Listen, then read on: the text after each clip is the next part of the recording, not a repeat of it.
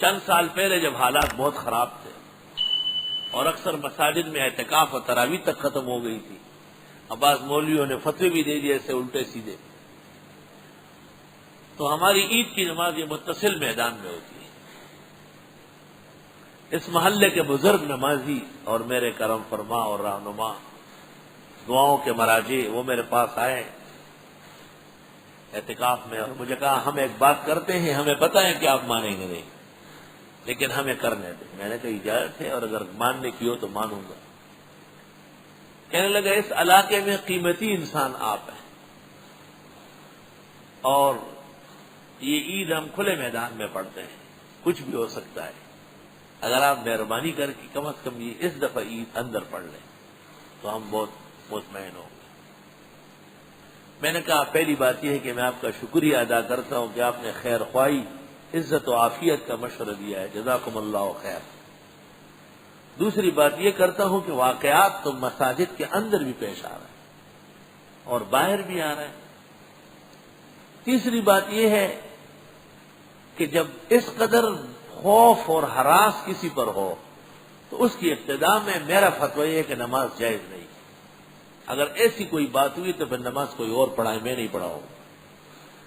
اور چوتھی بات میں نے کہا کہ آپ شوق سے جہاں چاہے پڑھیں، ہم وہیں کھڑے ہوں گے۔ اگرچہ بت ہے جماعت کے آستینوں میں، مجھے ہے حکم اذاں لا الہ الا اللہ۔ وہ ایسا وقت تھا کہ جب میں عید کی نماز کے لیے تیاری کر کے جا رہا تھا تو میں شش و پنج میں پڑ گیا کہ گھر والوں کو کہوں یا نہیں۔ اخیر میں نے حدیث رسول کو ترجیح دی اور میں نے ان کو مختصر سی وصیت کر ایسا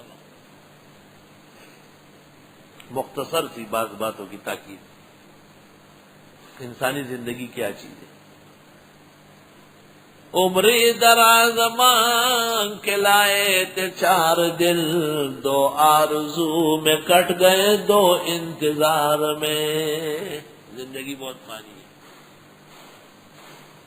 اللہ اللہ، اور بے شک تم میں بعض لوگ دیر سے آتے ہیں، تفسیر والے اپنی شکل عین میں دیکھے، وہ کون کون ہے جو ابھی تک دیر کرتے ہیں یا درمیان میں اٹھ جاتے ہیں۔ او میں بیمار کمزور ناتوان اپنے وقت پر وقفہ کر کے اٹھتا ہوں اور یہ بیچ میں اٹھ جاتا ہے اور مثانہ پکڑ کے دوڑتا ہے۔ چائے سے پیدا، یہ چائے سے پیدا ہوا ہے، چائے پیتے ہیں اور مثانہ قابو نہیں رکھتے۔ ہر وقت اس کو چکر آ رہا ہے، نیند کا غلبہ ہے۔ آپ رات کو سویرے سوئے، ادارے کی طرف سے آپ کا کوئی کام نہیں، عشاء کی نماز پڑھی، کھانا کھائے، آرام سے سو جائے تاکہ سویرے آپ اٹھیں۔ مجھے نہیں دیکھتا ہوں، میں 1 بجے کے بعد گھر جاتا ہوں اور گھر جا کے کوئی فوراً سوتا ہے کہ 1.5-2 گھنٹے تک جتنی چیزیں دیکھنا مناسب وہ سب دیکھتا ہوں، نظر سے نکالتا ہوں اور پھر فجر خود پڑھاتا ہوں الحمدللہ۔ امام ابو حنیفہ کے استاد الاساتذہ امام ابراہیم النخعی کی دعا نقل کی سیر العلام میں ذہبی نے، اللہم اقلل نومتی واکثر عبادتی، خدائے میری نیند کم کر دے، عبادت بڑھا دے۔ اور اس کا ہر وقت چکر آ رہی ہے سر تو پھر یوں سر گرا لیتے ہیں، یمیناً و شمالاً، یمیناً و شمالاً۔ اس لیے تو میں تمہیں دیکھتا نہیں ہوں، دیکھوں گا تو پڑھا نہیں سکوں گا۔ اور بے شک تم میں بعض وہ ہیں جو دیر کرتے ہیں اور دیر مت کرو۔ صاحب ہدایہ کے حالات میں عبدالحی لکھنوی نے لکھا ہے فوائد البہیہ فی تراجم علماء الحنفیہ، صاحب ہدایہ کے حالات 191 صفحے پر ہے۔ فخت علی اقرانی، میں تمام زمانے کے علماء سے بڑا عالم بنا، لأنہ لم تقالی فترہ، میں نے کبھی ناغہ نہیں کیا۔ صاحب ہدایہ لکھتے اللہ اکبر۔ مولانا انور شاہ صرف دور حدیث کے سال بیمار تھے، دہلی میں ایک مئی کے ہاں ٹھہرے تھے، اس نے شاہ صاحب کو بیٹا کہا تھا، بہت بیمار۔ اس بیماری کے عالم میں کہیں سے وہ بوڑھی عورت جو شاہ صاحب کو بیٹا کہا فتح الباری لے کے آئی۔ ایسا زمانہ تھا کہ میرا بیٹا پڑھ رہا ہے اور آج کل ناغہ ہو رہا ہے، فتح الباری کی 14 جلدیں اٹھا کے حضرت کے میز پہ رکھی۔ حضرت فرماتے ہیں میں نے بیماری میں فتح الباری اتنی دیکھی کہ حضرت شیخ الہند 2 مہینے بعد درس میں وہاں تک پہنچ گئے. جب ناغہ کرتے ہو تو اپنے اندر پر یہ غیرت پیدا کرو. ایک میرے پاس آیا کہ وہ جو انعام آپ دیتے ہیں اس دن پر آ جاؤں گا، اور ویسے درس سے مجھے مستثنا رکھے. میں نے کہا اس دن جب آپ آئیں گے تو ہم نے آپ کے لیے بانس کی لاٹھی رکھی ہوگی. اور ہمارے ناظم صاحب اول تو مارتے نہیں، جب مارتے تو پھر ٹکانے لگاتے. آپ کی اجازت دے دیں گے کہ اس کو ذرا اچھی طرح گوشمالی کر لو. وَإِنَّ مِنْكُمْ لَمَن لَّيُبَطِّئَنَّ، اور تم ہی میں سے وہ لوگ ہیں جو دیر کرتے ہیں. اگر پہنچے ان کو تکلیف کہتے ہیں ہائے انعام کیا مجھ پہ خدا نے کہ میں موجود نہیں تھا. وَلَئِنْ أَصَابَكُمْ فَضْلٌ مِّنَ اللَّهِ، اور اگر پہنچائے تم کو، اگر پہنچے تم کو اللہ کی طرف سے فضل، فتح، غنیمت، لَيَقُولَنَّ، تو یہ کہیں گے کہ أَلَّمْ تَكُنْ بَيْنَكُمْ وَبَيْنَهُ مَوَدَّةٌ، جیسے کہ کبھی تھی نہیں تمہارے اس کے درمیان دوستی. یا لیتنی کنت ما، کاش کہ میں بھی ہوتا، فافوز فوزا عظیما، بس کامیاب ہو جاتا کامیابی بڑی. کیوں؟ مقصد فائدہ ہے. فلیقاتل فی سبیل اللہ، پس قتال کرے راہ خدا میں. الذین، وہ لوگ، یشرون الحیات الدنیا بالآخرہ، جنہوں نے خرید لی، جنہوں نے بیچی دنیا کی زندگی آخرت کے بدلے میں.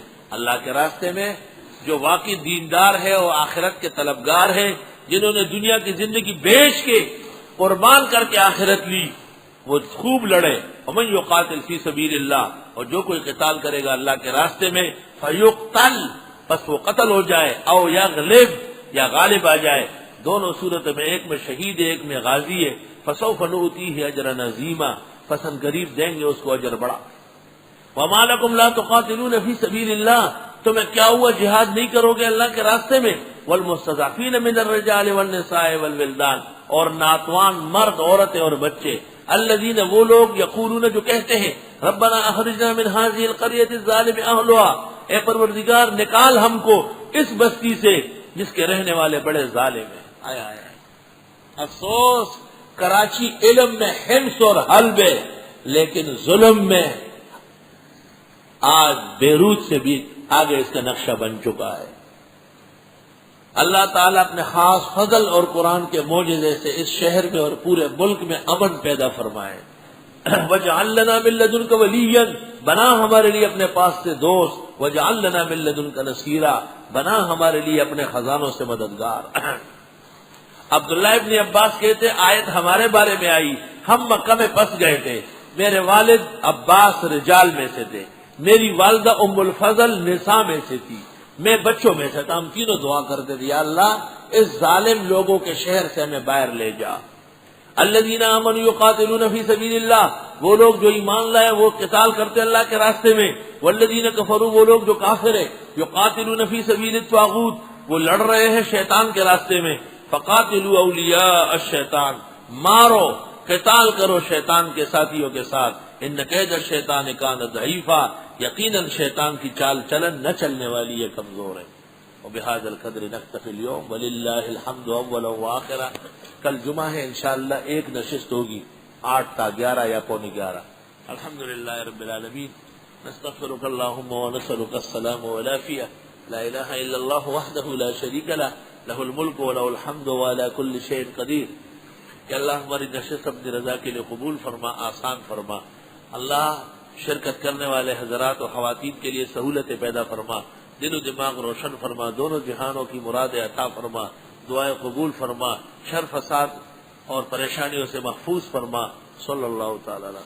یا ایھا الذین آمنوا خذوا حذرکم، اے ایمان والو لو اپنا بچاؤ.